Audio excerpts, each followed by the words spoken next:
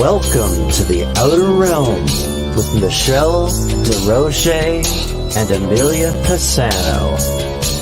Airing live on the United Public Radio Network, 105.3 FM in New Orleans.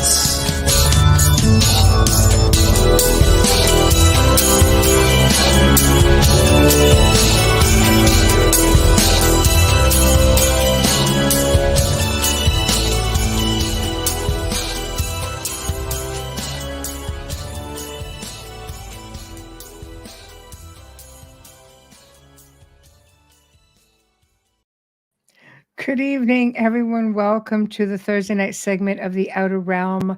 We're broadcasting live on the United Public Radio Network, UFO Paranormal Radio Network, 105.3 and 107.7 FM from New Orleans. We're fully sponsored by the amazing people over at Folgers Coffee, who have been a part of our journey since the very beginning. And that's pretty much almost 400 episodes worth. So thank you, Folgers. We appreciate you so very, very much. Also, big thank you to Dr. Snick, the sonic surgeon, aka Justin Snicker, for the contribution of his music, his voice, of course, for this beautiful intro that you just heard. He's an award-winning composer of Halloween, horror, sci-fi, and dark wave electronic music, which can be found on all of your favorite music platforms. Also, big thank you to Steve McGinnis, the artist behind the banners and logos here at the show. Check him out on Facebook and Instagram. Also specializes in the horror genre, but does phenomenal commission pieces, including pets, by the way. Yes. Mm-hmm. Anyway, tonight we welcome the return of Dr. Darryll Walsh, who's going to be discussing Victorian Christmas traditions, ghost stories, especially. This is a really big thing in Victorian times, and 'tis the season.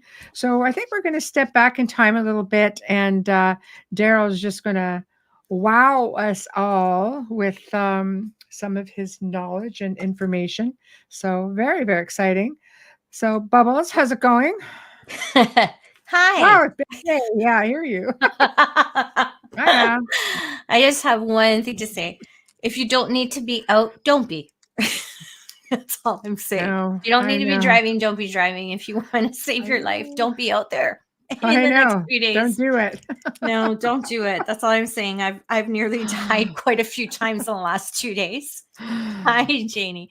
And it's eye-opening and a reminder of why I'm never out at this time of the year. I'm usually just hermit. Aren't you supposed to just be like kind of like Merry Christmas jolly time. And like happy like at this time of year? No, they're grumpy and if you're hosting right now, like if you're hosting Christmas from now until that day, you're running like a chicken without a head.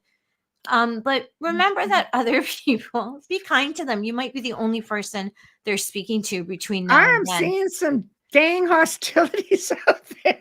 Yeah. Every freaking man for himself. People are fighting over parking spots. People are fighting over carts. People are just fighting. People aren't paying attention at all. They've got like tunnel vision. And don't get me wrong, there's some amazing people in the spirit, but it just seems to be that there's a lot of people who are I get it. This is not always a good time of year for everybody else or for everybody.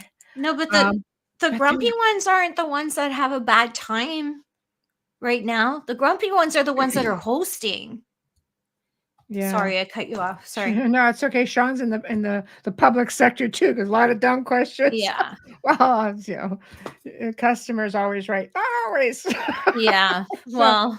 I have one more public customer day on Saturday, and then I'm done for this. Thank God I only had 2 days. But I'm blessed and fortunate that our customers, our clients are so kind. John tends to deal with the other side of things because with the big stores, but I get to deal with the public, which is different. Right. But be kind, please. Be nice. And watch where you're driving, because I can't tell you how many times I almost died in the last 24 hours. I'm finding a lot of people who are distracted. Get off your damn phone. I don't know about the US, but I'm going to tell you in Ontario, Canada, you can have your license suspended. It's a $600 fine. They will take your license for days and impound your car. get off your damn phone. Nothing is that important. And if you hit someone and you kill them, come on, it's get really off your bad phone. out there. I'm seeing so many accidents right now. Yeah, because people are really in a hurry, and the highways are very congested. You're sharing it with a lot more people than perhaps you're on the you highway all the normally time. with. Yeah, so Yeah, things are getting a little bit crazy, and we always have to be very diligent of the fact that we're not alone on the roads. So with that being said, yeah. I'm really hoping Anyway, that happy holidays. Yeah. Oh, we just like full of buttercups and rainbows.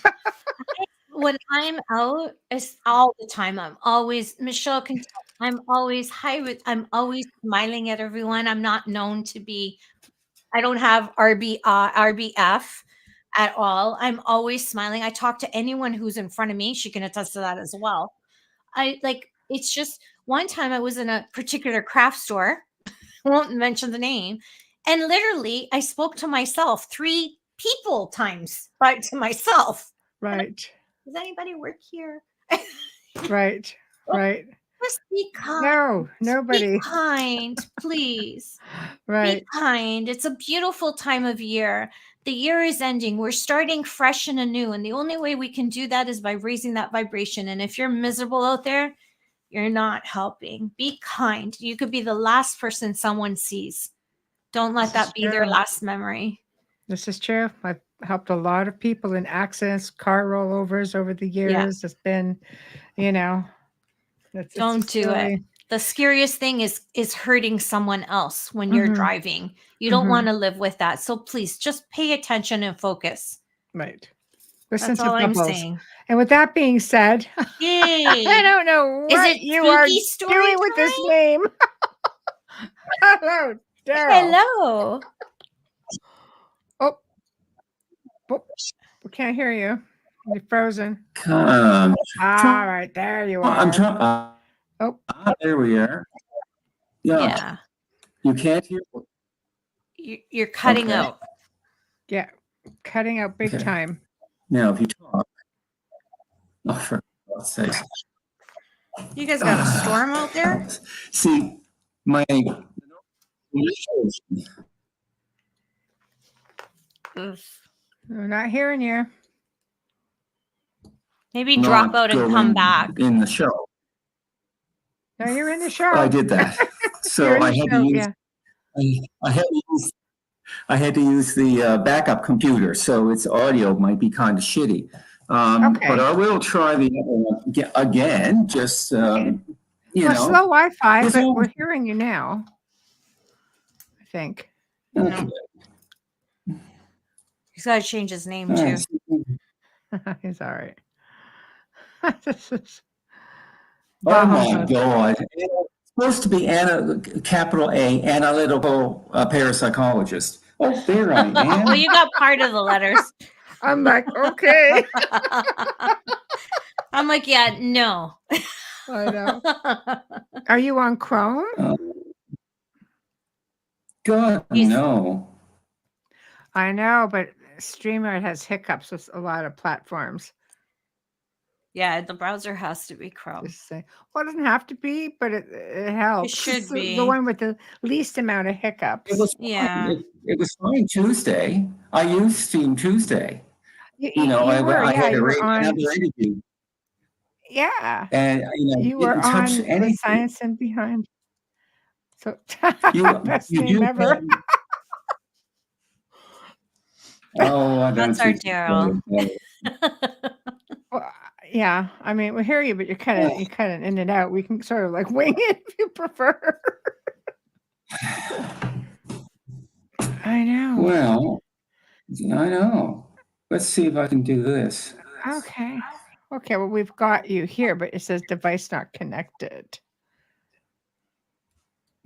Okay. You're showing not connected. I know. Unmute.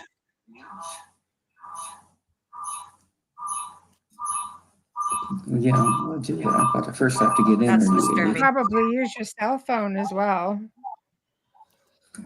If it's easier, we don't have to rely on the Wi-Fi. I don't know. There's going to be 3 streams coming in, but your other one that just came in is showing not connected to the device. Okay. Maybe it's Mercury retrograde. Yeah. I know. I know what you're going to say. I was waiting for a different response. I know. It's Darryll after all. I'm just angry because nothing went right. To you. It's like an angry kind of day, isn't it? He's an angry elf. Well, it's been a week and a half angry, so I'm with you there, brother. Frustration more than anything else. Yes. The browser blocked your mic and camera. To join the studio, edit your browser settings. To permit it. Well, we're getting you for the most part.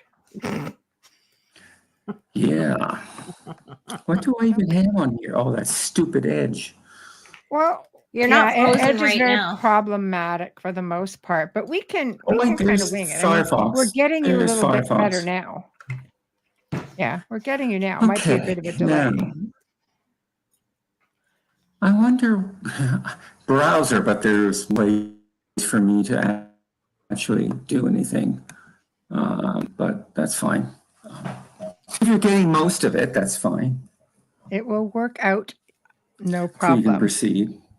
There we go. People can hear you. That's what matters. As long as we're not speaking when you're speaking, you'll be fine. Yeah, so, well, yeah, the name is the best, though. People are rocking that one. So, well, welcome to the show, Frustrated Darryll. We were just talking about all the frustrations and the angst that Amelia and I were going through. We've got to change that to an analytical parapsychologist. It just fits with the day today. I'm just saying. Oh. I know. So. Oh my God! Well, it's December, and that's what happens. Last minute shoppers. Shame on all of you. Here's the internet. Like me. Shopping in August. Like I know. Me, done in October. But you know what? I was really excited initially when you recommended this topic for a show the last time you were on with Elliot, and because it is a season, and I think they had it together back in the day with the ghost story. So where do you want to start with this? I'm going to let you just take this and we'll keep up. No problem. I promise. Okay. Homo neanderthalis. In other words, Neanderthals. That's where I want to start with it. Okay. I'll bite. Yes. Christmas stories? Listen, probably just because of what later people did. And people were able to find the solstice, which I find amazing, even thousands of years ago. But anyway, with the Neanderthals, they were buried with various tools and jewelry and symbolistic things, things that were seen to indicate something special to the person. Right. So we do know that, December 21st, it's really, it's the longest night of the year. Now, this is where it splits a little bit, because if we go back and we ignore the ancient, God, I can't make up my own notes. Romans, I want to say. Yeah. Anyway, what happened was there was a split. Halloween went one way, Christmas traditions and stories went the other. And so, especially England, it really, really caught on. And there's two most reasons. One, the media needed to have something quick, short, exciting that they could put in their periodical, just how they acted through Jack the Ripper, right. And they just did all that stuff. And anyway, the other one, the other people split, just went to Halloween and no Christmas at all. No, did I get that backwards? Did I get that backwards? Some people believe that the veil is actually the thinnest at Christmas and not at Halloween. Some traditions, some cultures. I've read and seen so much now on Christmas traditions and ghosts and all that, and I mean, there's at least 25 monsters, very similar to Krampus, and I mean. But this all happened because it was the longest day of the year. But December 25th was the first time you noticed the sun is a little higher in the sky and it's just a tiny bit brighter. So the Romans had it's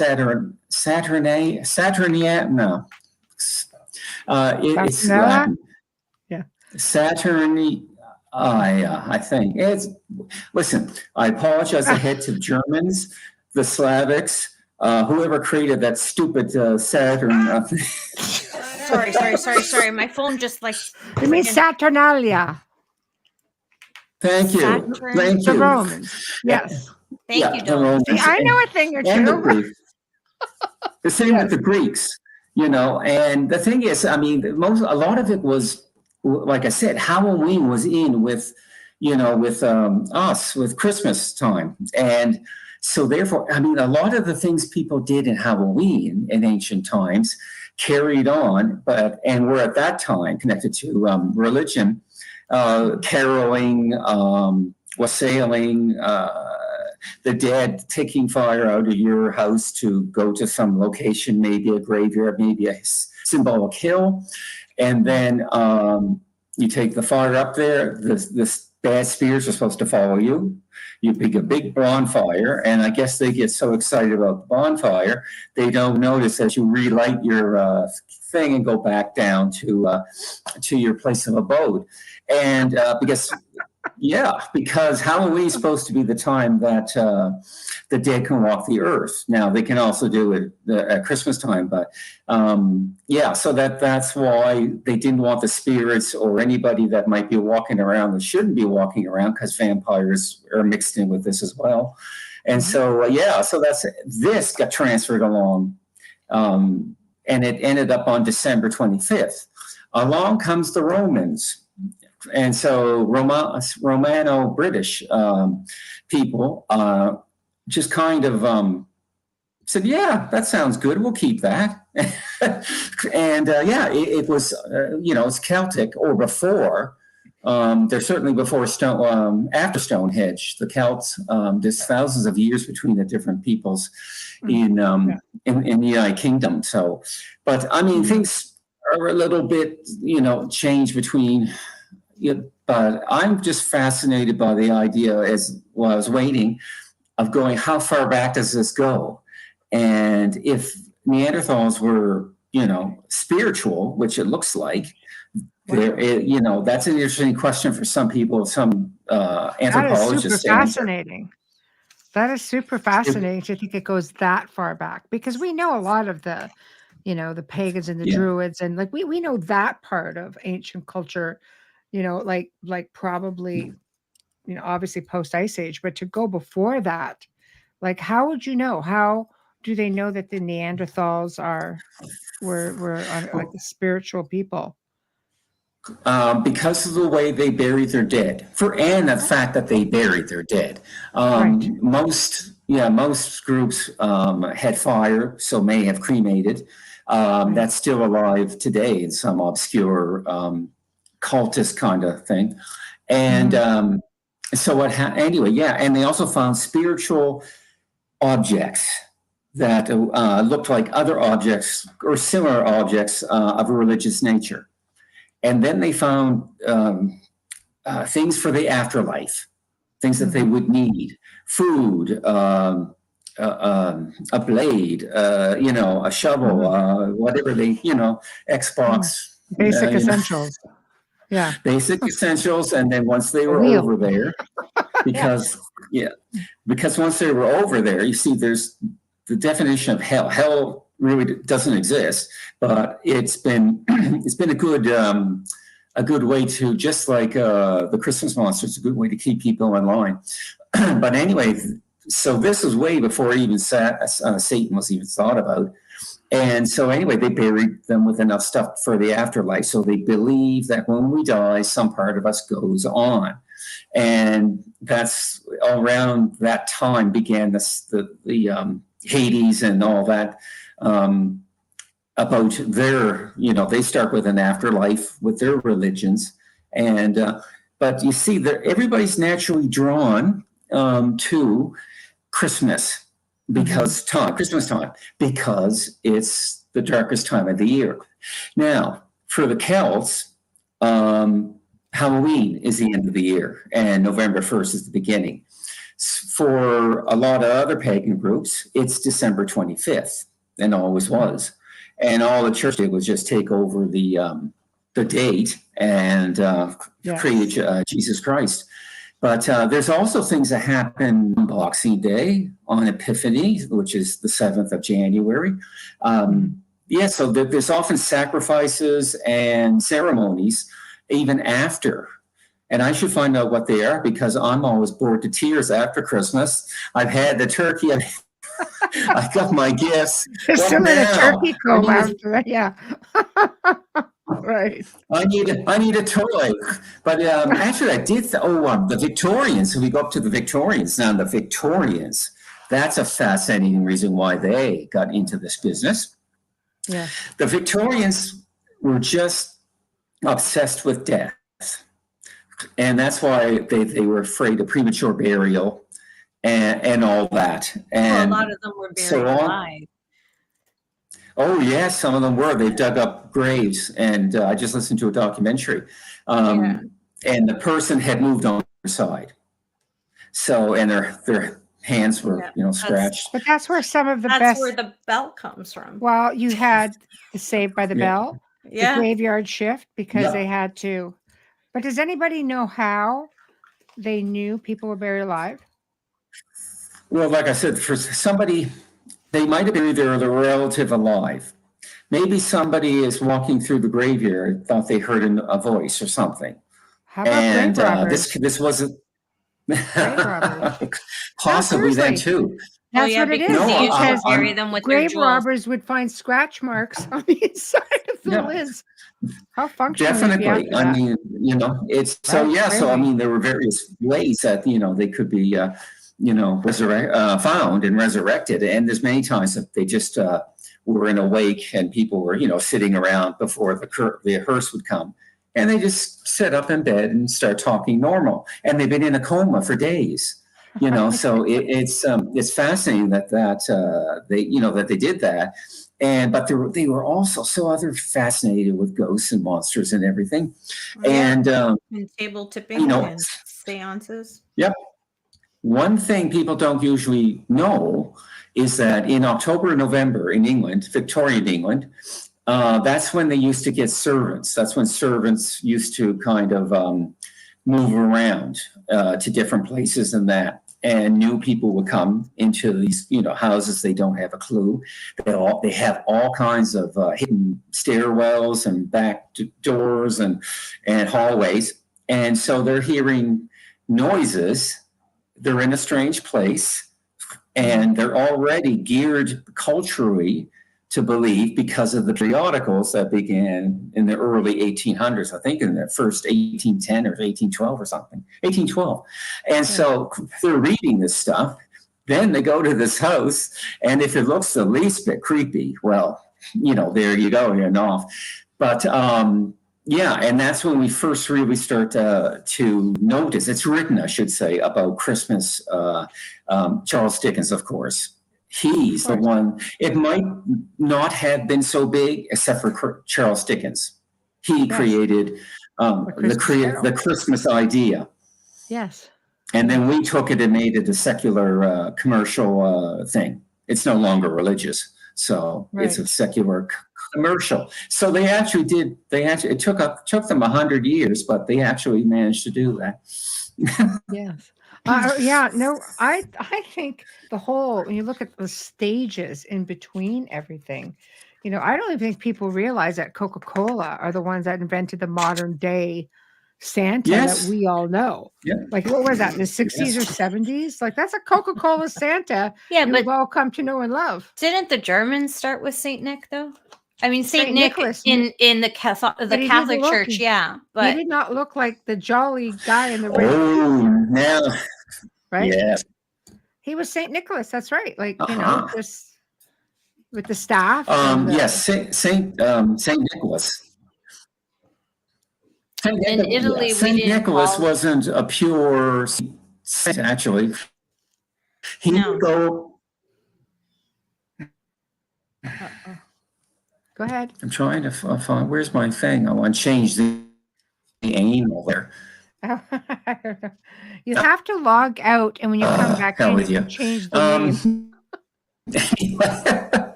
So anyway,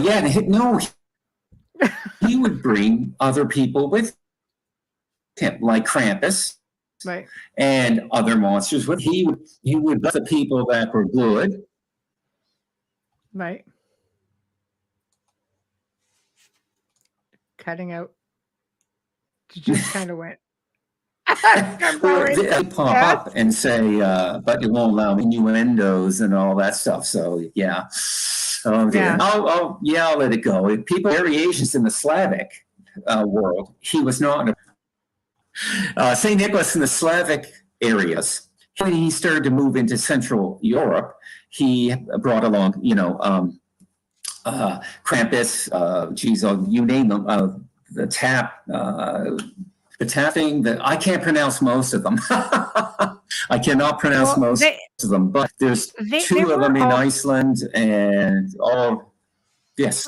There were all kinds of them, weren't there? Like, wasn't there a serial killer butcher in France? Like, they called him Father Whipper, something like that. Oh my God. No, these are actual people that this time of year, like, they would put the fear of God into you or little kids. And in fact, Italy, I think, had was known as La Befana.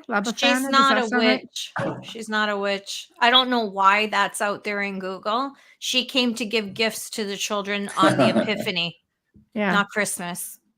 Now, see, they mix it all in. That's what I think Daryl's trying to say is a lot of stuff sort of got mismatched and amalgamated. I can't even say that.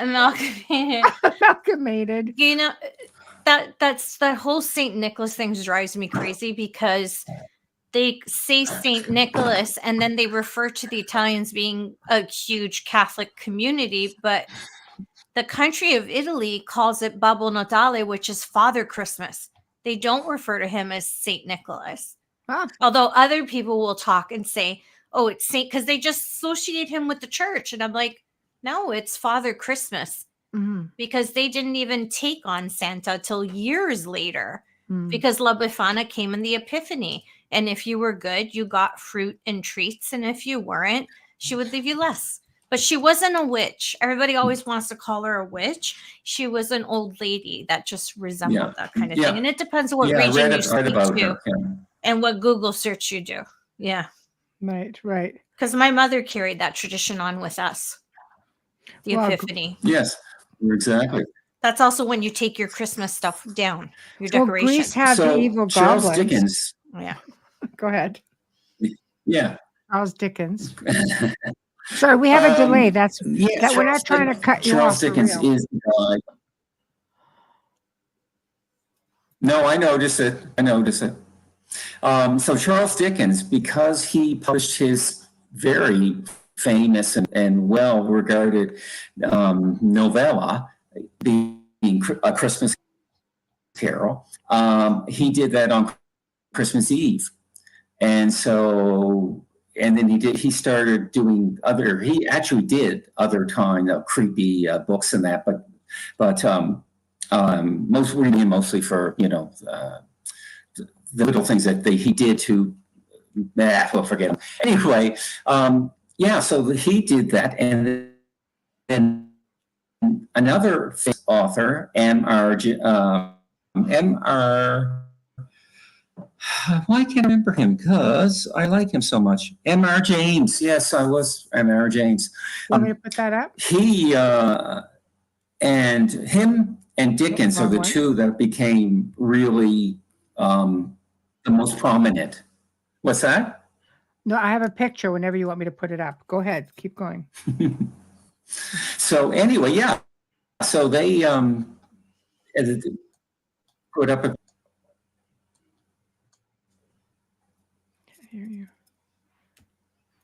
Can't hear you. Oh my God, it's two witches and a dunce. We can't hear you.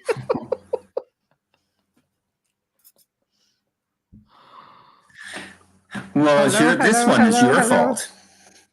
What? I'm just trying to muddle my way and figure out why I keep losing you. No. Hello, Daryll. I'm gone. It might be better that he's out and comes back. Sorry, I cut you off there with Love Fun, because I actually had that conversation today with someone about that, and I'm like, oh my God, it drives me crazy because they talk about her as a witch and just not that. She was meant to put fear into children to behave, but she wasn't that creepy thing. And the whole St. Nicholas thing is so funny because they just associate him with but the he's church. Supposed to be the kinder counterpart of Krampus if you get into all of that stuff. Yeah. Like, I love the whole Victorian thing. I love the dark traditions, and I mean, they were so widely known for having their interest in the macabre. They love to attend their seances, picnic in cemeteries, things like that. But on Christmas Day, what was great about it was sort of linked to what was a pre-Christian solstice festivals. Because let's face it, like, they're pretty much just a few days, like 3-4 days apart. Yes. So a lot of this stuff would get blended in, and it was the solstice, the whole thing. I mean, we've done shows on the solstices and how, you're burning the fires, you're burning away like all of the previous years. You're just starting fresh again, and they would take the timber back after they've burnt it and all the ashes and spread it around their home to keep evil away. Like, there's so much about it, and it's been such a wide belief that the veil is actually thinnest this time of year, not actually at Halloween. No, my mother taught me that when we've talked about that before. My parents used to pack a picnic lunch and go to the cemetery to visit my grandmother. And I remember this stuff from when I was little because I didn't go, I just remember her packing up and coffee, like everything, just a small little basket, and they would go together. And my dad, when my mom passed away, would often go and bring her lunch, and he'd eat and, of course, bring it back with him. But her birthday, he would bring her cake. Yeah, it's a different, it sounds bizarre to a lot of people, but it's just was tradition and culture for us. Right. It was normal. Yeah. But yeah. Yeah. No, it's true. It was so, it was just so different. Like, what we know today is considerably different than what we have been taught. I mean, the ancient traditions have been so, I would say, like, it's sad that it was forgotten, that it seemed just to be through a fad, because in Victorian times, instead of trading gifts, you would trade stories. Ghost stories, not just any story, but ghost stories. So they would get these cards as well. So they love the dead tradition of telling ghost stories, and this is how they would celebrate Christmas, and families would sit and exchange ghost stories as opposed to gifts. And what was really popular is they would get these really bizarre Christmas cards as well, and they were really they're morbid. You can Google them. They were really morbid because the idea was to just shock. Just having a shocking conversation piece, and it's just like, all right, but then there were certain things that were sacred, certain things that they just sort of ran with. But I also I delved like quite a bit into this, and we'll bring it up until Daryll can get back here. But let's talk about Santa ghostly sightings. Okay, they freaking exist. I'm certain. I'm going to read off hilarious. Of you. I went in to snag these from one of the Grey Zone shows. Somebody's watching too much Krampus. No, I started to think, what is he? Are we talking about a tulpa? Because let's face it. Oh, Santa is everybody talks about Santa. Yes. So here's a few sightings. Okay, here's a few tales. And then everybody puts their children on his lap. Okay, get ready for this. So there have been ghost stories of Santa himself going back as early as the 1950s. At least have been documented. So could it be a tulpa? Billions of people around the world believe he's real. Could all these people? Oh, hold on, we'll have to get back to that. Because I think Darryl made it back. Not anal Darryl, but really Darryl. Cell phone. There we go. Okay, can you hear me? Yeah, much better. We just lost you. We were just sitting there and you're just gone. I forgot that I had a microphone. Oh, now I can sound like somebody in the swinging 70s, singer. I'm waiting for the karaoke to start. The tinsel is helping. Yeah. So yeah. So anyway, I mean, like I said before, these guys are the ones that created Christmas. Or the Christmas tradition, I should say, and business created the Santa Claus thing and giving toys or giving presents and stuff like that. When I taught this 25 years ago, I had to put it into 1 3-hour class, and you have to have almost the traditions in one class and the monsters and stuff in another class. And if you can do that around Halloween, of course, so much the better. I used to do that. Have I hate wires. Sometimes they would. I think Mercury's out to get you, Darryl. Okay, where was I going? We're just following along best we can. You mean physically or with your story? It was my story. Where was I? I remember. Yes. So yeah, I had if you can have a course like that around Halloween, that's perfect. Right. And so, but I never did. I did a thanatology. I taught thanatology, and what else did I teach? It was another one besides writing. Yeah, it's another one with and supernatural stuff. But anyway, that's so long ago. Right. And but yeah, you often see it in television shows that them having Christmas traditions of telling stories. It was in a book I read by I forget who they are actually, because it was a while ago. And sure enough, there was, you had to go if we go back again prior to the 1800s and the Victorians and that, the peoples of, let's say, Romano-British time, they would go dancing and singing and having quite the party and being very drunk. They would go door to door. And if you didn't open that door on Christmas, you were in bad stuff. Oh no! Blinders. Yeah, and so yeah, so they would burst in sometimes, and there's even older things about doing that, but we don't have as much information on the older ones. But we have for the more modern ones, we have, and then they would be all drunk yahoos and everything, and they wanted to get more booze, of course, and maybe some snacks and so, that was their thing about Christmas. And so, there's been a lot of different vectors. There's been a lot of different vectors of Christmas traditions. And so it's came from different places all over. But I liked it when I heard about it.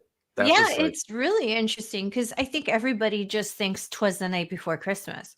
But when you look at Charles Dickens and you look at oh my God, A Christmas Carol, it's Victorian times and it's creepy. That was like That and It's a Wonderful Life would be like my horror films during Christmas, without Krampus, because of course I wasn't introduced to that on television as a child. But those were like my horror films. Wizard of Oz, that kind of stuff. Like when you're little and your parents think it's okay to watch, but meanwhile you can't sleep because you just watched A Christmas Carol and you keep thinking the ghost of Christmas past is going to come and get you, or the future is going to bring you to see your grave. Did they tell stories like that? Is that where Dickens got that from? Well, Dickens was not as well known as a progressive person trying to get better wages, better living conditions, and all that in England. But his later books did mention it, as well as M.R. James did. And through the 1800s was this huge. Not only was it a huge explosion of ghosts, there was also a huge explosion of caring for people who, were not as fortunate as they were.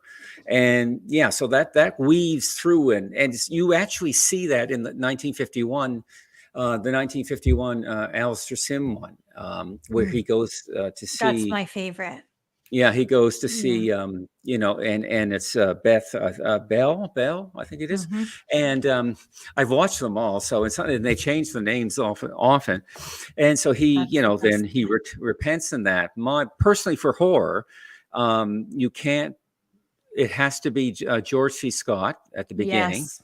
Because he's got the ghostly carriage coming through. His name is ghostly called. When he's walking home down there's that fence there, and that music that he has, and I have music as well. And he's familiar in the horror genre. I mean, with the Changeling and that. So yeah, you expect that from him, and then you get that extra creep factor when you see him. Exactly. They still have Ebenezer Scrooge's grave in Shrewsbury in England. For real?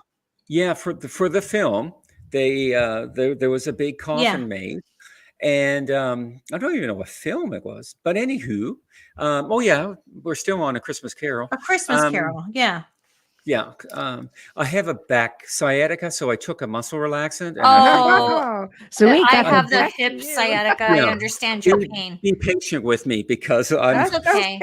I have no trouble correcting a man. I'm just not myself today, but anyway. That's okay. I'm glad you're here. Yeah. Now the second one is not the happy-go-lucky, one of 1938 with. Buddy who also played Holmes in the 1932 and 34, I think. Anyway, whoever he can't remember his name for my life. Anyway, that was made in Hollywood, and it's seen as the most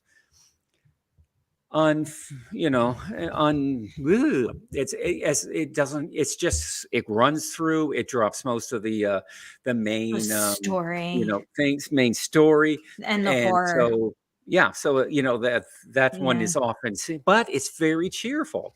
It loses 61 minutes, I think. It's very cheerful, and you're with the family. You see all the kids being all excited and everything, and that's great.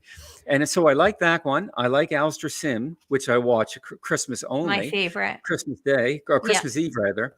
And George C. Scott's. But we have to talk about the 2019 one.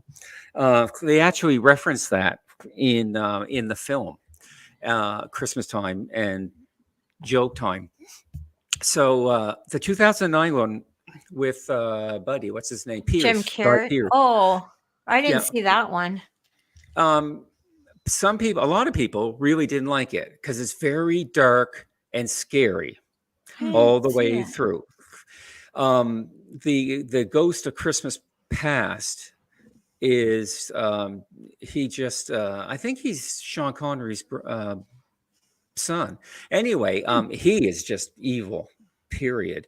And but the first one can change into different, A Christmas Past can change into different things from his past. So of course they brought back his father, which was abusive, and that brings me to why people don't like that one so much, because it's a character study. The first time I watched it, I didn't like it. Second time I watched it, I realized he is mentally ill. He's got generalized anxiety disorder, depressive disorder, obsessive compulsive disorder, and whatever disorder they call for, whatever they call for childhood abuse. So yeah, he's that way for very good reasons, actually. But you really see it when he's writing in his book how many times the guy drove by the window or somebody shouted, and he knew the times that they would come. And in the middle, the present, his sister comes. They send his sister, and she and they talk about that. And so it's that one is very, very good. And it's my second favorite, or it might be my favorite, depending on my mood. That or George C. Scott. But I like the other ones. I like all the other ones. And I've managed to get 1901. I love Alistair Sims. He's my... Yeah, he did play that very well. Yeah, he did. He was believable. It was a little bit easier to swallow. He's a scary character, and you really, when he was on, you really feel for like Tiny Tim and the family, and it's just the Cratchits. It's just different. Yep. But have you watched it in color? I've seen them both, but I prefer the black and white. Yeah. Just like It's a Wonderful Life. It used to freak me out as a child, even though it was angels. He did try to kill himself.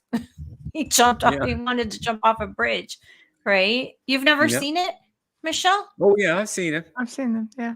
Oh no, you went surprised. I'm like, what? No, and I haven't seen that in like probably since I was a child. And we won't even talk about how long ago that was. You would have lost me on screen, and you would have heard in 20 minutes. Let's go watch it now. Oh yeah. Oh wow. No. Yeah, but think about what it did to children. He's trying to commit suicide. Yeah. That's scary for a kid to think that their father made a mistake at work and he feels responsible and he's going to kill himself. Yeah. That's a strange thing to have at Christmas. All right in Victorian times. Oh, do you know what that was sunshine compared to Christmas what they did. Which one? I'm sorry, I missed that. No, you go. Okay. Do you know what else they did on Christmas Eve, or as close to Christmas as they could get? One of the traditions is sending cards to people, Christmas cards, with the scariest thing on the cover.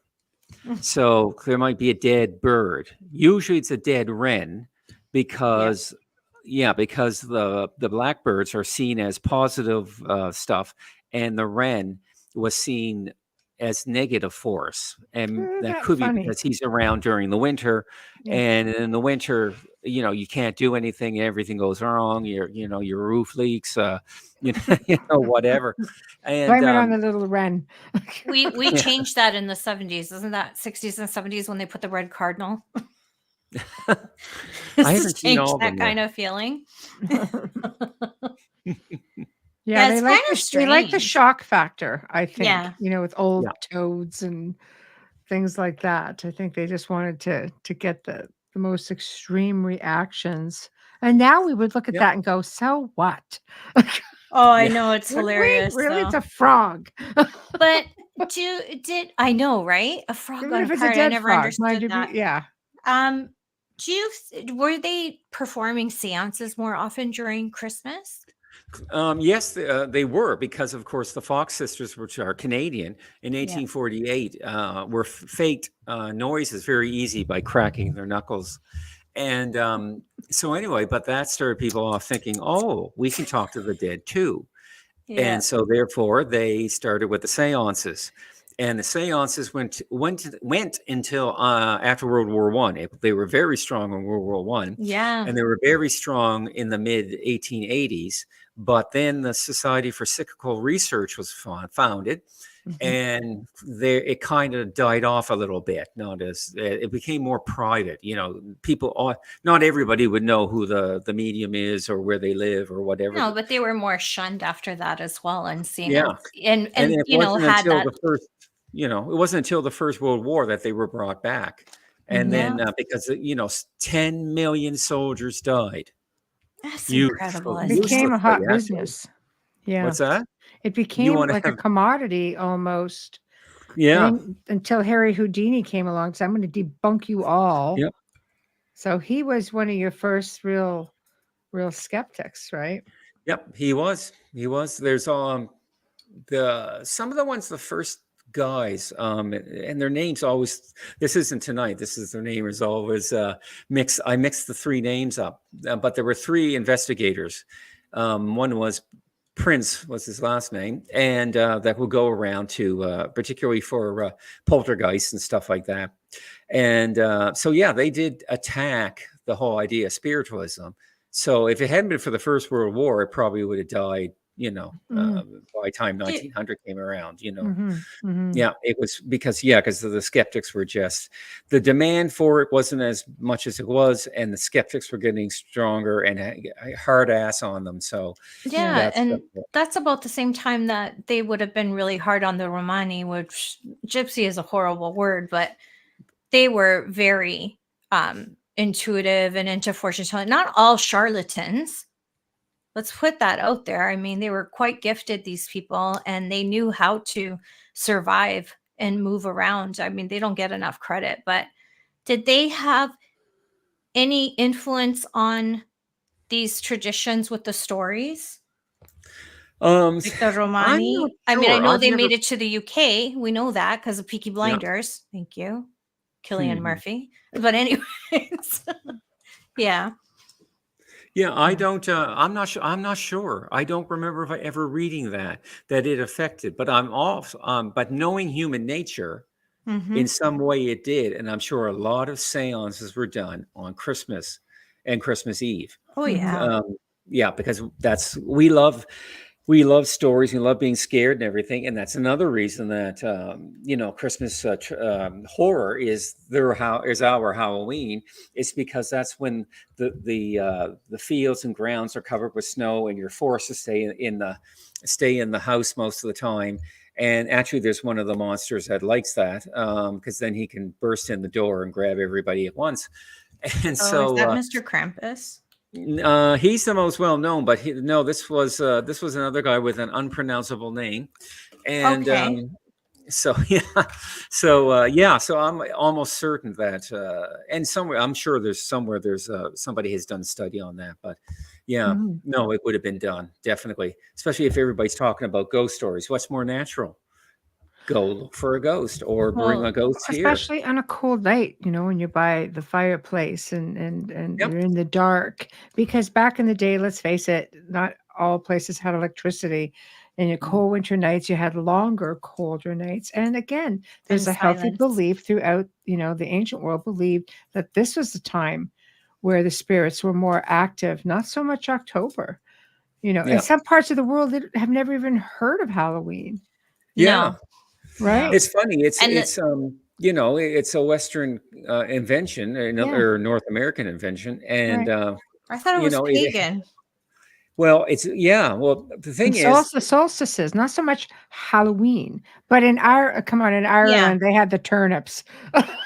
That's pretty cool. Because I think a lot of turnips, I think the whole horror thing with winter really works is because snow muffles sound between the layers as it falls, so you hear that whole sound of silence thing, and that's creepy too, especially at night, and all you can hear is your boots crunching down as you're walking. So every little thing would send shivers up your spine, every little twig crackling or whatever, the little noises.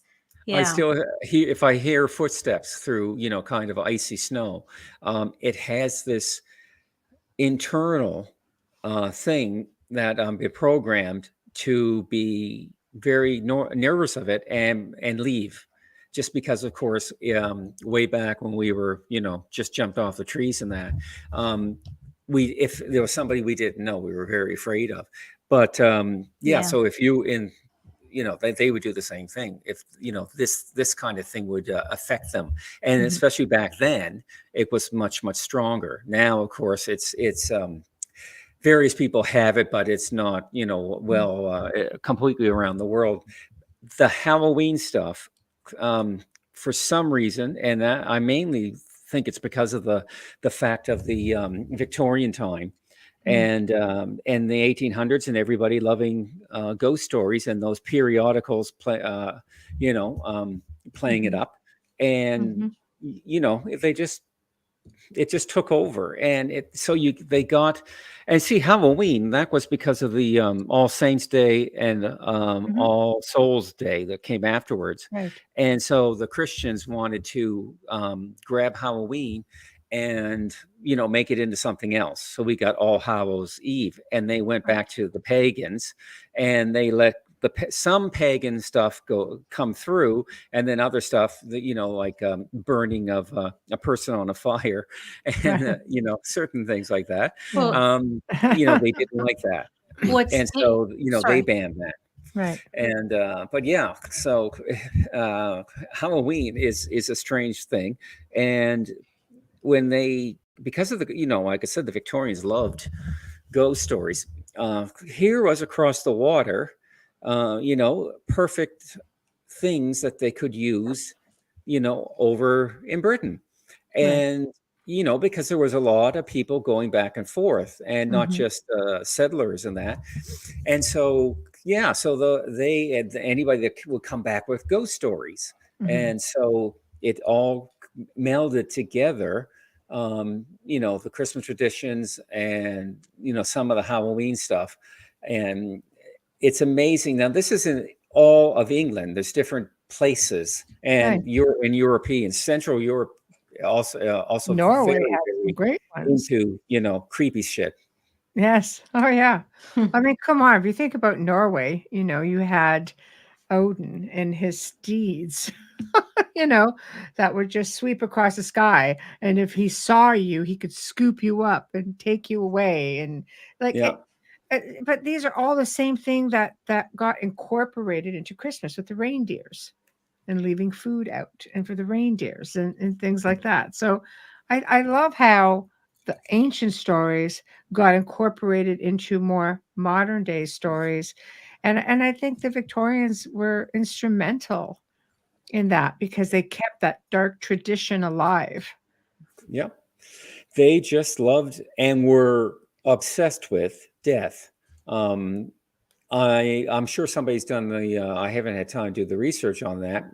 If I teach the history of ghosts next month, I'm going to include that as a section. And but yeah, because of this, obsession with death, and because of a lot of stories that were written, and there were a lot of people that were faked, and you've got all kinds, Spring Heel Jack, for instance, and yes, all over the place. 1795 was some guy went around putting a knife into women's buttocks while they were walking on the street, and I can't think of his name. But I have got the book. It's right over there. So anyway, this guy was kind of, he had a fetish, needless to say, and so so they speak of it. When I was reading that book, they thought he was a supernatural monster. Jack the Ripper instantly was supernatural, because within 3 days, a book came out. Something of Mitre Square, Curse of Mitre Square. And they took Mitre Square, where Catherine Eddowes was killed, and they would not only just lead people around for tours, that started early, but they wrote a book. And so the Curse of Mitre Square, and it was about a monk who met demonic forces. And that, by the way, was a very common thing in literature. In Victorian literature, that. And so anyway, he went with the devil. And who am I talking about? Oh yeah, Curse of Mitre Square. God, it usually does not bother me. It never usually bothers me at all. But there's one time that it put me to sleep almost instantly, and then there's 2 other times, this one, that I can't seem to keep things together. The muscle relaxant, they knock me out. Well, none of them did. I've had lots of muscle relaxants, and they never did, and these never did. But I'm trying to think about. Oh yeah, it's probably Dancing with the Lorazepam, because I took a lorazepam. Oh later my gosh! to Yeah, come here. So yeah. so I'm impressed that you've remembered as much as you have, to be honest. And I think tomorrow you're going to wake up and go, "Did I do a show?" The funny thing is, I believe with that author and writing about the square and everything, that was just a way of making money off of a tragedy in his own cruel way. Because we all know Ripper was a serial killer. But yeah, that is crazy. Yeah, and like I said, crazy things happen. Spring Hill Jack, and then there was that's why, by the way, Jack was a famous name to give to people you didn't know their real name. Yeah, and people would take the name like Jack. John Joe. That's why it's Jack the Ripper. Yeah, and so they would. God, I'm having another brain fart. Oh my dear! And it's an hour ahead for you, right? Oh, that's it. With strange things in England, yes. So you had Spring Hill Jack, and then you had these the Devon footprints that looked like hoof prints. So of course they thought it was the Satan on the go. And then you had the Hammersmith ghost, the Plaistow ghost, 50 Berkeley Square, which I kill to get into because it's most evil house in the world. And although others on TV, of course, I've tried to say theirs is, but 50 Berkeley Square has a very intense and scary story. And so, yeah, people couldn't stay there. They were certain that there were demons there. So yeah, the whole story's good to read up on. Yeah. I keep fiddling with my Christmas hat because it's driving my hair crazy. Driving the hair crazy. I like that. No, I think the interest in death and paranormal and Christmas, when you were kicked off for a little bit, do you know that there are all kinds of haunted stories and sightings of Santa Claus who's not so jovial, just saying. And we were talking about the fact that could he be an actual, like a tulpa? Was he a thought form that you think could have been created? Because you've got millions and billions of people who believe in Santa. And then you got this like kind of crotchety man, just showing up and scaring kids. Yeah. Or adults. The tulpas I find interesting. That's the Phillips experiment in Ontario, which Elliot and I are always teasing each other about. I don't believe they can work because we know of them by now. There's a lot of people that are obsessed with stars or obsessed with or lonely and that.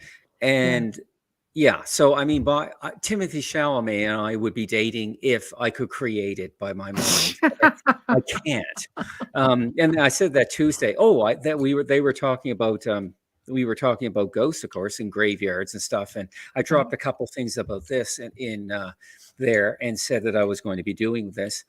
And so anyway, damn it. And so, so they were talking about ghosts in the graveyards and that. And I said, they asked me, what's your opinion? And you should never ask me what's your opinion.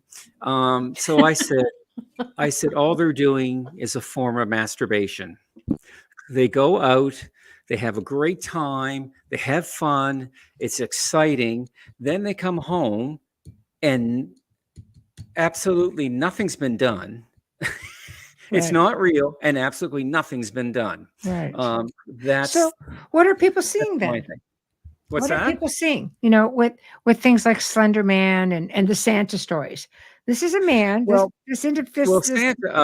Slender Man, we know came out of chat room, one of the channels, and it's not real. So it goes. That's a perfect. And I, being an analyst, that's perfect for me because I follow how it did that. How Chupacabra, 1995, it wasn't known anywhere except for a couple, places off in the island, Puerto Rico. And then suddenly this film crew needed something exciting on because they couldn't get what they were looking for. And so they brought Chupacabra and away we go. Right. And people often will see what they want to see, and if it's ambiguous, you'll put your. It's happened to me. If I'm expecting somebody might come, and for a split second or so, I might see them as somebody else. And it's just the brain just not doing what it's supposed to do, or it just can't handle handle that, and so it takes. It doesn't know what it is. It's ambiguous. It's It's a thought a scary form. location. Right. The brain is already primed to see things, and so since we know tulpas are not real, I would have to say probably the creepy Santa Clauses, which I like, by the way. Oh yeah, I wonder why I never went.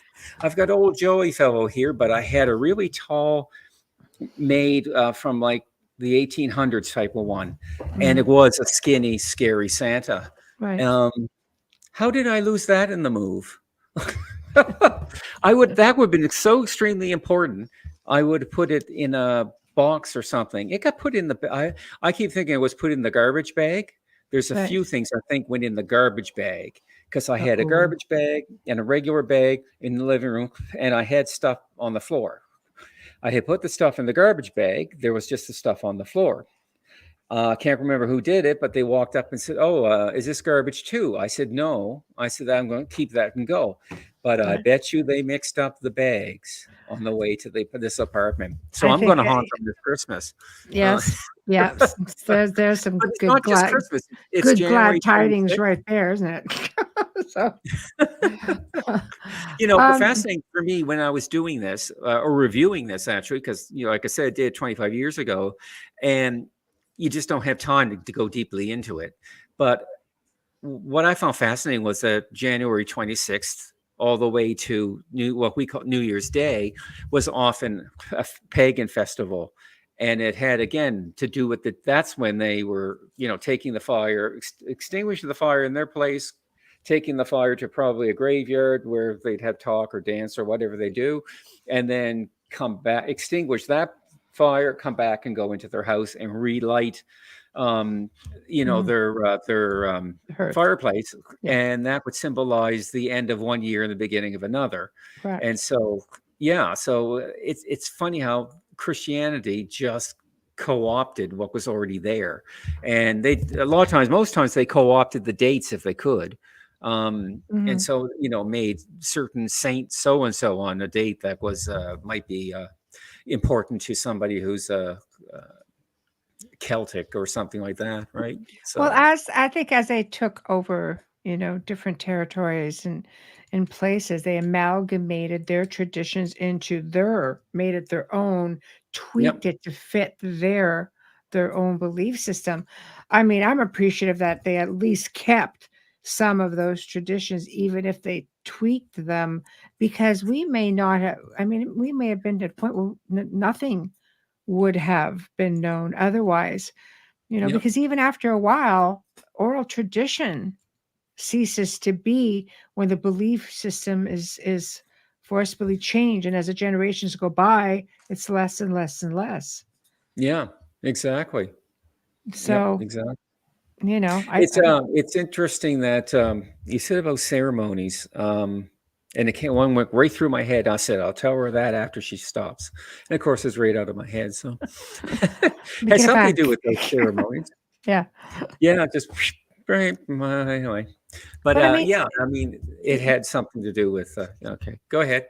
No, I was just making reference to what you were talking about, with the fire and the flame, and you had these dark nights, and you had people would switch their shoes backwards and put their coats on backwards to make it look like they were walking away from, ghosts the and house, or dwelling.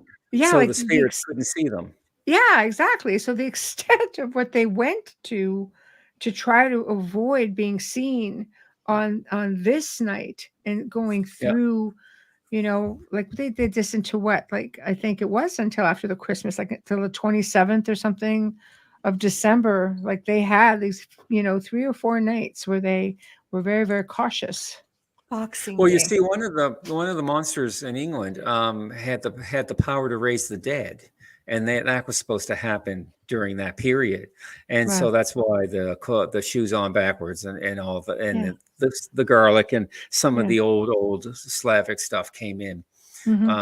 Because they were just too afraid. I mean, in winter you're pretty much locked in your house, and that's good because you're kind of keeping the world out. But it's not that good if that person can sneak in. Right. Then you have a problem with getting out of the house. So, yeah. And now in Nova Scotia, stories like that or situations like that, of course, brought forerunners, especially in Cape Breton, banshees or something. Somebody would see something that would happen maybe 30 years later, and or it happened 3 days later. It's so that's very related. When I was hearing about them, the other thing, it reminded me so much about. Go to sleep. So much about forerunners. Yes, that's it. Oh yeah, I'm doing a great job tonight, aren't I? You're amongst friends. So, well, if you look back to some of these monsters, so to speak, some of them were pretty comical, but some of them, like the 13-year-old lads who were like tricksters. And I like cause those, all kind of mischief for like 12 days, 12 to the 24th, right? One at a time would go right for 13 days before Christmas, right? And what they did, I mean, later on they made them more merry, but originally they were not merry. They were very cruel and punishing. If if nothing was, if your kitchen wasn't totally clean, if the house wasn't, wasn't in good condition, it wasn't swept. That kind of thing. God forbid you see dust on the, on the mantelpiece. Right. And so anyway, they were, that's what they were. And just like Sasquatch was at one time seen as a very violent and danger to humans. Now, of course, as a mascot and the brand name for so many different, things, bowling alleys. The one time in my life I got a strike rather, was in Memphrey Magog when I was on for a lake monster tradition. Right. And so anyway, that's when they say, I'll grab the ball and we're going to, demonstrate how everybody is. We were going around to all the places I had the name of Memphrey. And so I did. It was the one with the 3 holes. I did strike. And so anyway, they said, oh my God, do it again. I said, no, every sportsman should know when it's time to retire while they're on the top. Right. Exactly. And I never did throw a second one, but yeah. So. Right. What's your take on, they have the guy that called the spoon lickers. They would just steal spoons to lick the food off. This is like an old, like an old creepy tradition to scare kids. I was going to say, was that to make sausage swipers? They would just steal sausage. What the hell is that? I know, yeah, but bizarre. And then a Christmas cat. Everybody loves a Christmas cat. What? Yeah. Never heard of the Christmas cat. Yeah, he had these like razor-like teeth, and he would consume any child who didn't receive new clothes for Christmas. Like it's the kids' fault. Yeah. Oh my God. They're all about scaring kids so they'll go to bed on time and they'll do what their parents say. Right. And so that's why it's why it's utilized and was done, just because they couldn't keep their kids in line. So hey, if you don't, this supernatural monster is going to come kick your butt. And so anyway, it did very good. But I mean, I don't know which one does not scare the crap out of people. I'm trying to go over my old notes where I wrote even worse than I do today. And I have a lot of notes. Oh, I forgot to mention about the house with new houses where the staff moved around, came into a new house and all that. Yeah. They also, because of the fact that there was, because of the fact that there was often carbon monoxide in the home, people would hallucinate and see what wasn't there. So that plays a part. Infrasound can play a part. So you'd have to know where the people that were outside, where they were, if they were near water. I think meteorology plays a role in this kind of stuff, but I don't know, and I don't have the resource to do know. But I think there's a lot of connections and everything. And also they banished the trolls. These are different trolls. These are Gaelic trolls in Ireland. They banished the trolls with a ceremony very much similar to the one the Hallow Miss. Yeah, I'll call it Hallow Miss. The amalgamation of those two. But the cat, I had notes because I remember I love cats, and I had notes about her somewhere. But no, don't have it. Nope. Oh well. But anyway, yes, the cat. I like the idea of the cat. Yes. Well, I mean, if the parents didn't buy clothes for the kids, they were just looked at as loafers. You didn't work. You didn't, and the cat apparently frowned upon this and would eat the children. So the tale goes. Yeah. Right? Like that's pretty grim and dire, honestly. It's just and child services was born. I know. Wow. But I love the whole burning away of the year, because it was a cleansing of evil spirits, and but you had to dust your whole place, like get rid of all the bad omens, everything, all the dust from your house had to go in the fire and burn. Yep. I mean, if you think about it, it's like saging. Yeah. Right? It's kind of like saging, just burning the incense. You're just burning away all that dust. It comes back to fire and cleansing. So it's sort of that fire creates dust too. Remains. Yeah. Okay. Or that. So we can go with that. Sure. Just throw like Uncle Bob in the fire by accident. Ashes. He Sorry. didn't give you enough at Christmas. But yeah, right. You'd have to be pretty careful. But again, they're just like all of these traditions going back from pre-Middle Ages. I think they started really keeping track of them. And the indigenous people were the ones with their oral history, and ancient people with their oral history. And now, I mean, we have the Victorians, and that comes to a stop. So what do we have now? Like what's reality TV? Yeah, I guess so. Like how far has that come? Creepy nights around a fire, cleansing and out with the old, in with the new, which I guess we do at New Year's now, not so much at solstice anymore. Yeah, there are echoes of these traditions that existed for hundreds of years, if not 1,000 or so years. So they're there. All the echo or the original spirit of it is still there. It's just I want to say it's been modified though to be more accessible, less dangerous. And Krampus, when they have the Krampus ceremonies in Austria and Hungary and Czechoslovakia, the Czech Federation or whatever it is. Czech Republic. And so anyway, they have Krampus, of course, and he comes up and he goes to kids and he steals their hats. I don't know if they ever get their hats back. And he slaps them and all this stuff. He's not very nice.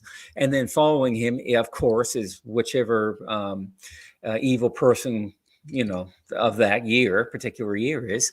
Right. And so they'd be following, and they would be nasty. I was very surprised at how Santa always had an evil doer which with was him. Krampus, right? Yeah, which was Krampus. Right. But there were other ones as well. There was a second one that showed up every now and then, and but mostly it was Krampus. And at night, after all this is done, they have a run. Everybody dressed up as Krampus, and then you have to do a marathon thing, and it's fun to see. And there's I had to review a lot of videos, from YouTube on this subject because of the fact that I've seen them for years, and I said I want to see what's in there and compare to what's on Wikipedia and see if it if it's true. Try to get a second, because I wouldn't want to come online here and say something crazy. And I'm the same. I cross-reference stuff to death. Yeah. Right. Well, the old thing, check again, and check harder. That's right. Multiple times. Now it's fine for us to make mistakes in folklore and the paranormal when we're telling stories about it. It's fine for us to make a mistake. But it's God, what is wrong with me today? I'd say you're free flying. Nobody's ever going to ask me again to go on radio. No, we're just going to ask you if you took anything before you come on. That's all we're going to ask. I had to take the muscle relaxant and lay down for an hour. Oh, I understand that. I have sciatica. I get that pain. And yes, and this chair here, that's a wooden chair, and it is the most uncomfortable chair they ever made in the world. Yeah. Even with 2 thick pillows under it. Sciatica is nasty. I got rid of mine with 1 session of laser treatment. Bam. You're lucky. After a year, that laser just settled that nerve down. Never had a problem again, and it's been at least 20 years. So, they're deciding what to do whether for my sciatica, because there's been degeneration in the. Anyway, it's pushing on the nerve more, and they might want to do an operation, and I'm not too keen about that. No. Now, what you just said sounds okay, and of course, they can also stick you with steroids as well. And I go through every other thing before I go through. Although there would always be the possibility of having a near-death experience, so Well, that could be interesting. Dolly is a nurse. But you can't say. Oh, it's true. We can't. No, we have to watch. We can't give medical advice. No. So I'm just not going to say it. Sorry, Dolly, but he can read it. I hope he can read it. Yeah. Yeah. YouTube won't like that, so we'll behave. No. There we go. Well, everybody's show will be gone. So, do you know what the oldest surviving ghost story of ancient lore is? The researchers will say it's really old. 2 times. It's way back. Yeah, it's in the Bible, and it's about 6,000 years from here, and that's the fact. Then they found out that the Sumerians have been around 12 to 20,000 years, and so when they used hieroglyphics on the wall, so they have seen images that seem to be constructed in a way to inform people, maybe warn people that you should be, be careful when you're here because of the fact of, this guy. So yeah, it's fascinating. It's absolutely, how long, ghost stories have been around, and I'll bet ghost stories go well back after we began to have language. But if the Neanderthals had some form of primitive language, maybe they could talk over, what's going on. And maybe they even, since death was so spiritual to them, they may have done what humans usually do, make up a nice story. And so Bob was a great guy, but somebody saw Bob out last night. Unless we find, hieroglyphics, it's just not gonna. Maybe they started ghost stories because they actually saw them, and that's a good possibility. Really I like that theory. It's a really simple answer. So we have to take a station sponsor ID because we're a few minutes over. Yeah, you are listening to the. No, I was waiting. Well, too laid back now. I should open up the wine. really, you can do that. No, you're good. Really go crazy. We're good.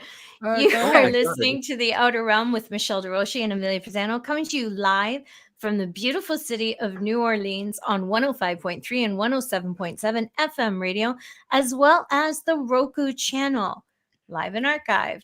Our special guest tonight is Dr. Darryll Walsh, and we are talking about everything you think Victorian, but it goes even further back than that with the Christmas horror stories, traditions, and all of those monsters from the different cultures. Yep, you heard me. Monsters at Christmas. Krampus, one of them. If you're just tuning in, no worries. You can stream our archives on any platform you normally use. Just remember to click like and subscribe so you don't miss an episode. Search United Public Radio and then The Outer Realm. Don't forget to share us with your friends and family. Thank you, Folgers Coffee, for your continued support and sponsoring our show from day one. We are hitting 400 episodes Wednesday. You got that. 400. Michelle's done 400. Thank you so much for your support. Our fabulous banner and promo media. Thank you, Steve McGinnis, horror illustrator, amazing artist. He also creates commission pieces. Michelle, did you say pets as well? Pets as well, yeah. Wow, I like that. And you can find him on Facebook and Instagram, and Google search him as well, and you'll be able to see a lot of his pieces. He is an incredible artist, as you can see from all of our promo media. Loving our intro and outro. That is a big thank you to Dr. Snick, the sonic surgeon. Justin Snicker is an award-winning composer, vocalist, and musician. You can find his music on Amazon and Bandcamp. Stream on any platform. Again, you could find him anywhere. And as I've been stating the last few weeks, use his little clips in your stories and add a nice touch to what you're putting out there on your own social media. You can find Dr. Snick again on Facebook and Instagram. He's posting his creepy, they're little because you're time restrained, but they're not little, they're epic clips that match his composed amazing music, and they're fabulous. Creepy. They're really creepy. Halloween sort of Christmas music as well. Yes, he does. Daryll. Hello Christmas. Yep. Yeah, he does. He does right now. And now, if you're watching us on Facebook Live or YouTube right now, please, right now, because you're going to forget. And I know it. We love you. We need your support. We know you're out there. We see our stats, but we need that showing, please, for us. Make sure to give us a like, hit that subscribe button, hit the notification so you don't miss anything. And don't forget to share with your friends and family. And be kind. Be kind. Grr. Be kind. And we're back. Yes. Oh my gosh. You look very laid back tonight. Maybe I'm not the only one with a muscle relaxant. Me? No, not you, Michelle. I was gonna say I'm always like this. I'm always like, yeah. I think I'm just like absorbing some of your relaxed energy. So, it's also the last show. One of the, what is stated, one of the for sure researched oldest ghost stories is the lore of Beowulf, which was believed to have been written around the 6th century. Considered to be a pagan tale written down by Christian monks, and the author was an anonymous Anglo-Saxon poet. It's a story of a Scandinavian prince who fights the monster Grendel. And that would be considered an actual ghost story, which is a little bit unusual to me. Beowulf with Angelina Jolie? I wouldn't have thought that, Grendel was a ghost. Yeah. So yeah, it's always mentioned. That one, you know, and I don't know what started it. Maybe they were having Christmas and decided to make up a story. I've never heard of that. I know. I don't know. Like people do this at campfires and Halloween. You know, they sit around and create stories. So if you bring most of Halloween with you into Christmas, that's sitting around the hearth in the house. And you make up stories. So instead of a serial killer, it on their own. It was Halloween that prime them to do it. I'm sorry, Amelia. I cut No, don't apologize. I'm sorry I cut in. I'm just saying, so instead of like Freddy Krueger, we've got Santa. Well, Santa can be pretty badass. I'm just saying. Like, Yeah. let me Well, just Saint Nicholas was evil too. I mean, Was some of the things he did. Yeah, I mean, he was evil. They didn't really like kids unless they were fried. No, unless they were. If I ate his liver and fava beans. How did that go with the that I don't tail? know, but you I can't leave us had hanging the now after you fava make that bean kind of with his liver. And I was in a liquor store once and said what he said. I ate his liver and something in a nice Chianti. I think. Yeah. And so anyway, I said that. I said that to the woman who knew me, But and she didn't come back.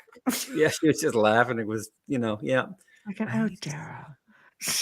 That's, Are you a mess of relaxers that's again? the silence of the lambs. Yeah. That's not Santa. Yeah. Although I think Anthony Hopkins would make a fabulous Babbo Natale. Just saying. Yeah. But yeah, he'd make a great Santa Claus of the older tradition. Not the Coca-Cola,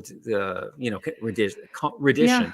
If he was more of a more of an evil, punishing kind of Santa, then I think that would be, he could pull that off easy. I don't think he could pull off comedy, but he's done very well. Yeah, those were also the days that they actually had cocaine in Coke. Yeah. So let's just put that out there as to why, Santa looked so kind of weird. They're very colorful, if you notice, for the time, because there are very few dyes that you could use. And that's why in Patrick Stewart's A Christmas Carol, when he's young, his girlfriend comes in and she's in this buttercup yellow. And it's bright, and it's meant to be that. So everybody will look at her. But the thing is, that color didn't exist. I didn't like that one. Yeah, fact one just didn't exist. They're dull. They're real ones are very dull. But there's probably a few pictures in there that have less. I think one of the scariest things in Victorian Christmas was lighting candles on a flippin' real tree. I thought it was kind of crazy. Talk about a horror. What were they thinking? I can remember being a kid and Mom and Dad did that. No. Yeah. Are you serious? I am serious. You're not even. Oh, wow. That's like the art of living dangerously. I think it's beautiful, personally. No, but oh my goodness, not me. Yeah, that's. I mean, there weren't a lot of them. I got way too much product in my hair. Tree wet. You had to make sure the tree always had lots of water, because you certainly didn't want to have problem. That's true. No, don't let the tree dry out. No, that's actually a good point. It's a candle falling for me. It's not even the tree being lit. There's so many of them, and they're not stable. You're not even supposed to leave a candle in a room and walk out. The biggest contributor to house fires is candles. Ask any firefighter. Now think about that tree. Yes, something catches on a drape. It's always by a curtain. It's always by a window. of course. In the damn Christmas take out the cards. whole dwelling. Yeah, it's just scary. Especially if it was before houses got to be, stronger and thicker and well built. Their houses sometimes were just a little more than, larger, shed or something, barn. Right. And if that caught fire, the tree caught fire, well, that's it for the dwelling. The Victorian homes always had those big velvet drapes, and they would put these trees in the window, and it just went, and the chemicals they used back then too. This is they went through a lot of sacrifices. Like the lead in the paint. Yeah, exactly. They're the ones that put the lead in the paint. Yeah. Well, that's why paint lasted so long, right? And children chewed on it on their cribs. But all I know is the things that they did back then. It's like they went from these amazing traditions and like you say, after World War I, everything seemed to die down. And then it's just like everything seemed to die down when it came to, and I mean, I get it, war times, of course, but it's like, why do you think there was never any kind of, well, I mean, the resurgence came around the Ghostbuster era. Yeah. In the 80s, right? Yeah. Then people became interested again, but other parts of the world, they were always interested. Yeah. Yes, it was weird over here. And Hollywood played a part. I think Hollywood's, although they had monsters in sci-fi, particular and stuff like that. And but actual ghost stories, there's the usual one where there's a young bride of a slightly older man, and she thinks he's going to kill her in this house. And there's a lot of that that's told. Oh, and Dorian Gray. Yeah. And, people don't realize that it's called socialization. And that's what we do when we're young. That's what parents are supposed to do. Tell us how to be. Don't do bad things, and all when you should do good things and blah, blah, blah, blah, blah, blah. And but the thing is, that doesn't really stop. And we model psychology. We know people will model other behaviors. And as reality TV has pointed out, very, very extensively, really bad TV shows with crappy science. It's not even science, not even remotely science. It's technological, but it's certainly not science. So you get that, so people go with whatever's the hot thing. That's when they'll go. I feel like the magic of Christmas and the commercialization came in absolutely with technology, but also after the Holocaust. I mean, there was a world division amongst people, and some people stopped practicing because they were afraid to show religion, or, because Christmas was seen as Christian, so they had some fear. I think a lot of that weighed on the way things changed. Yeah. And then into the 50s, when we started having nicer cars rather than mind you, I think the 1940s, the cars were fab, but I think the technology, the refrigerator, all that stuff, it started to become commercial as to what do we buy Mom for Christmas. They always would, point to the, what's it called? Like the appliances. It became that kind of thing. It became about gifts rather than connection. You want me to read this? I know what this means, but I will read it. He's completely right. Yeah. Yes, the term gaslighting actually came out of when homes were being lit with large gas lights throughout the house. The fumes would often cause people in the home to see and hear things that weren't true. Yeah. Correct. Yeah. It's like EMF today. Yeah. I was just trying to find some old notes that I had, and Windows decided to do an update. You've got to love that. We've been there. Where we've had updates. Yeah, it happens all the time. The last 2 weeks have been nothing but pushing a huge rock up a hill. Right. It is retrograde, Daryl. Yeah, and it keeps. I put it up on top, but next day it's back down. So that's the kind of 2 weeks I've had, and it's. I hope it gets better for you. But I should. I hope so. I hope. I get two Christmas dinners I get 2 Christmas dinners on Christmas Day. That's a bonus right there. That's a bonus, and you'll be able to sleep without the muscle relaxants after that. Yeah, I know. Turkey coma. I think you need a good night's rest. Yeah. Gosh. Yeah.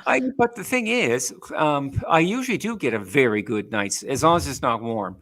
Do you want me to tell you about the ghosts that are in my house or my apartment? Let's do that. We have a few minutes. Okay. All right. Tell us your Christmas tale.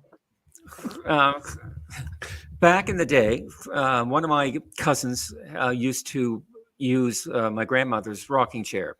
He went off to war, and nobody really used the chair very much. But one day, it started to rock by itself, and it did it for 4 days. And in 4 days, the notification came to my grandmother saying, "I'm sorry, Augustine died," and the thing stopped. So when Uncle Aloysius, who was the last person to own that house, I said to Mom, "I get the rocking chair," and it's right over there. I wish I could show you. I got clothes thrown on it. And people have asked me if it's, if it has ever rocked on its own. And no, it hasn't. I mean, I can't even get the living in my bedroom, let alone the dead. Right. But so anyway, yeah. And so the other two came together. The other two came together. One was a monk dressed in black, and he reminded me very much of when I was a kid. And this black figure would be following me down the Bedford Highway. It would start at home, and so it would always be a figure following me behind me. So he came back and stood. There's a slight, tiny little hall before the bedroom opens up. He was standing at that threshold, and then my most favorite thing in the world, my most chilling hallucination happened. A big black dog with glowing red eyes ran across my bedroom. Like one-headed? No, one-headed, yeah. Yeah, okay. And of course, then I saw another ghost at the Westin Hotel in Nova Scotia, in downtown Halifax. And the funny thing is, I walked into the room, and it was terrible. I had to get out of that room. I couldn't stay very long because of just the feeling. And I'm not the only one. We put other people through the room too. And even Elliot took like 3 steps, and then he felt like he was being pushed back. So when I turned to get out of the room, I see a little boy, about 5 years old, white shirt, khaki shorts. Can't tell you what the blonde, can't tell you what the sneakers were. Anyway, he was lifting up the the covering of the table and going under, and I could see the covering of the table at the same time as I saw him pick it up and go under the table. And so it took me a few minutes to get the idea. Why don't you go look under the table? But it was my first time. I think it was probably one of the things about infrasound or electromagnetic or something that triggered the feelings. Right. The ghost might or might not be connected to the feelings. But as a parapsychologist, I failed miserably. I did not because at that time there might have been, if we go into their life and they come into our life, there has to be an exchange of atmospheres and various things, because it's impossible to jump to another dimension or whatever. So there would be, even though the little boy's gone, there will still be traces if something like that happened. Like an and imprint. I should have picked up the equipment, went back at that dining table, and saw if anything was around. But no, I screwed up. That's first time, and just failed. I know, but because people in England, really good ghost hunters, original ghost hunters like Peter Underhill and that. He was 45 in doing it for 45 years at the time that he gave this speech, and he had not seen a single ghost in the 45 years in the most haunted country in the world. So it's not obviously a common thing, right. But unless you see it with your eyes, that's why I say the equipment won't. The equipment can only tell you what the atmosphere is like, right. And you hope that you get something. You're not getting the ghost. You're trying to get the effect of the portal. Let's call it a portal. Right. That's what you're trying to get, and. But you forget the ghost. You either see him or you don't. And if you don't see him, it's not a ghost. Right. And But yeah, so it's fascinating, and the whole thing about when I found out about Christmas traditions of this kind, and the different creatures that they have, Krampus, and all the different ones, the Slavics, I can't pronounce the words, but they're the ones that started with the raising of the dead, vampires, zombies. It all came from Central and Eastern Europe, in the Balkans in particular, and it made its way over here. And so I think as people migrated here, they brought those traditions with them, right? Well, yeah, same with the Ukrainians, and also with the is it the Icelanders that came in? In Winnipeg? Yes, and they have some really cool stories as well. Good ones, I know. I wish we had more time because I'm just getting going now. Yeah, unfortunately, our time's going to shut us all off. I know they're going to pop us off. Here I am actually talking intelligently for 5 minutes, and now it's going to be. It's all worn off, and you're ready to go. It's like when I was doing repeating an action, so the cinematographer could take a picture and put a voice over this particular. I had to walk up 3 stairs and go to a table and say something. So I did it 6 times. The 6th time was perfect and on. Best ever I did of acting. I walked down and I asked him, I said, "How is it?" He said, he said, "That's not I just needed the audio, And he cut me off when I was on my roll, going on, the Captain Morgan stance, the whole 9 yards, and they just wanted your audio. Yeah, don't drive me crazy. But that was my most fun time actually at that haunted museum in Wolfville. And I'd like to go back, and I want to go back to our old cases from the late 90s and early 2000s and contact people and see if I can track them down, see what's going on. So it can be useful for Ghost Project Canada too. So that would be interesting. Yeah. To go back. I think that's the best thing when they go back. You rarely see that anymore. Yeah, do a follow-up.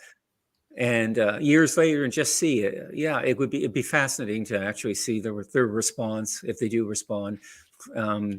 Is the house still bothering them? Are they still living in the house? Or did it drive them out? It wasn't a dangerous spirit, but it was an annoying one. So people didn't like. Annoying it can be just as annoying. It's just as bad. So tell everybody what do you have coming up, and promote yourself before we're coming up to the top of the hour. So where can people find you, and what do you have coming up that they can partake in or catch you in? Well, I'm not sure what's coming up. Nice. But I am doing things to raise my profile again, because once I was called Canada's Ghostbuster, and by the Ottawa Citizen, and so there was a time when how to put this, I was kind of like a hot tamale, and I was able to think up documentaries and all that. So the pandemic, anyway, 10 years of mom getting sick and dying, and then the pandemic kind of ruined what I was going to do. I was going to go to Loch Ness, then I was going to Iceland because of all the museums and Lake Monster they have there. Then come back here to Lake Ainsley and Lake Utopia in New Brunswick, and then there was an American trip I was going to make, and I was going to stream part of it and all this thing, and get into social media in a big way. I had, but not as big, because I just don't remember. I've got so many things to put up on my WordPress, the various ones, but right now I'm more concerned about Ghost Project Canada, and that's where we gather all the stories that we can. Any event that's supernatural, paranormal, strange, doesn't matter what it is, you can send it into ghostprojectcanada.com, or that's our thing, or ghostprojectcanada@gmail.com, and you can send us. And also to any of the people, ghost hunters out there, if you have interesting things, I'd like to have your cases as well, but not for publication. It'll be held strictly confidential, and you should take out any elements that might say it was a particular family or whatever. So if privacy issues. Yeah, if there's a haunted house, you can say it's in Westmount, but you can't say it's on 51 Convoy Street or something. So please send in your stories on that. And so that's we're going to take that, analyze that, send it up to all federal archives and all the provincial archives, and then we're doing the states. We're already actually dipping our toe in the states, and then UK, and I'm not sure which one's going to drive me crazy. So that's just so many. Yeah, that's exciting. I'm sure you get a lot of submissions. Oh God, if I don't, I don't remember. I'm working with a travel agency to do tours of haunted castles in Ireland first, and then in Scotland. Very nice. And is there any way that you can put the name up after the show? Why don't you send it to me, and I will put it in the show description. Yeah. Okay. I can do that. Because it's really funny. In fact, at the Paranormal Symposium, Kathy sold a ticket downstairs when she walked into the hotel and already sold a ticket to go next spring. And that's going to be really good. It's going to be good to get back into the thing. I'm doing things like this, which I love to do and would love to be like on the other side as well.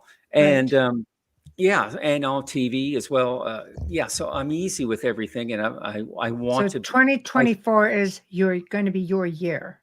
I hope so. I hope so too. It sounds like you're going to be off to a great start, and you have a really great project coming along. And of course, you're going to stay in touch with us. So we see what you have coming up, right? Yes, I certainly will. I just haven't planned. I've been, like I said, this month has been so bad with frustrations. I mean, things breaking, things not being where they're supposed to be, those 5-minute jobs that you end up spending 2 hours doing, all that stuff going through the last 2 weeks that I haven't even thought about, other than I'm going to write a ghost story book, and I have to update my near-death experiences book.